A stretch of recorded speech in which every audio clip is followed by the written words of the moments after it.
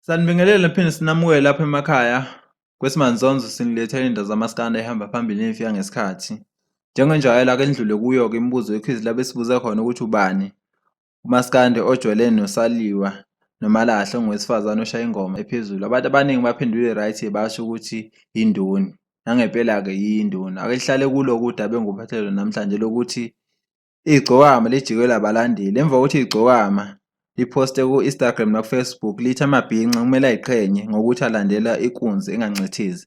Ithi kade inomhlangano nabakaSphizi befuna ukuyenza inxusa. Uthi kodwa akavumanga ngokuthi yena ibrand yakhe uyayihlonipha and ibrand yakhe futhi uyayithemba. Uthi bebefuna ukumbhanqa uthi unqabileke.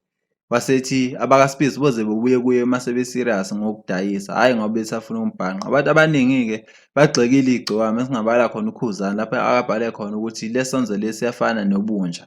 Uthi nje ifike ibe idle uthi masisutha iphinde ihambe nethambo ingabisabanika abanye abantu. Wasethi lento le umhobholo nje.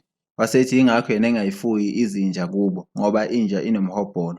Wasethi ufuna ukudla yedwa akafuna ukunika abanye abantu bedle. Abasalanga ngaphandle-ke futhi nabalandeli bamaskandi bali igcokama labe besho ngempela ukuthi balithanda impela igcokama kodwa elisenzayo abahambisani nayo. Khona omunye ubhalile ukuthi impela uyalithanda impela igcokama kodwa akahambisani uma ukuthi selihlisa isithunzi somunye umuntu kanje. Wasethi impela akahambelani nalesenzo segcokama. Omunye ubhalile ukuthi enkulumo igcokama iyadida uma ukuthi akafuni ukubhanqwa ukuba i-brand ambassador yempahla. Uthi engani kakhathi ubhanqiwe noTboz we-Skeem Saam. Wasethi le nkulumo egcokama ayizwa kahle and futhi akahambelani nayo. Wasethi yena lento leyo uyibona ngokuthi nje igcokama lenzondo libhekise ku-Big Zulu. Ayihlangane ezansi-ke sizwe umbono wakho ukuthi wena ngabe wena uhambelana negcokama noma nawe ukule group ethi igcokama nomhobholo ngokuthi alifuni ukubhanqwa nomunye umuntu kwi-brand. Sengiphethe sendlulela kumaskandi quiz lapho sesi-check-a khona ukuthi ngabe umaskandi yawazi. Namhlanje sibuza ukuthi ubizwa ngobani umsakazi wokuqala